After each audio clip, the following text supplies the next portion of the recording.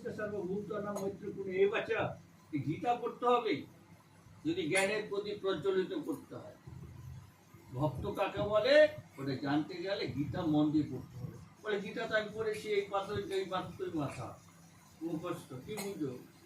পড়েছি কিন্তু কিছু বুঝলাম না। বললে আমি দুইটা শ্লোক দুই চারটা বলে দিতে পারি, তো মানে বলে মানে তো বুঝি না, শ্লোকটা আমি বলে দিতে পারি। ওই গীতা পড়াও যা না পড়াও, বুঝা গেল তো? যদি বলি গীতা কাকে বলে, গীতা গীতা গীতা মানে কৃষ্ণের মুখনিষ্ঠ বাণী। আমি বলে গীতা কাকে বলে? ওই বাবা আমার এই প্রশ্ন, গীতা মানে তো গোবিন্দের, তাই তো বলে নাকি?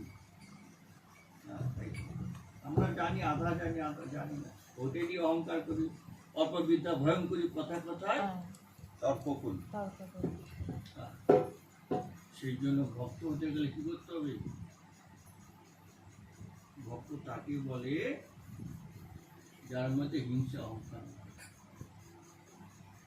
হিন্দিতে কি বলে? আমরা যদি আমাদের কেউ নিন্দা করে না, গা জ্বলে যায়, কিন্তু প্রশংসা করলে বুকটা ফুলে যায়, যায় কিনা? যায় কিনা? নিন্দা করলে গা জ্বলে যায়, প্রশংসা করলে গা ফুলে যায়। বলিব কি ছিল, কি করবো, একটা ভাব এসে যায়, লেজ গজায়।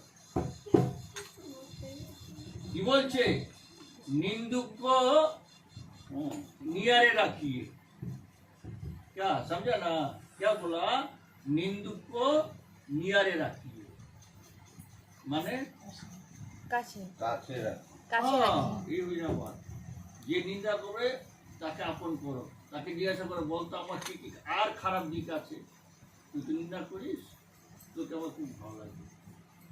যে নিন্দুক সে আপন হতে পারে, যে প্রশংসা করে বুঝতে সচ্চ প্রশংসা করে সে অন্ধ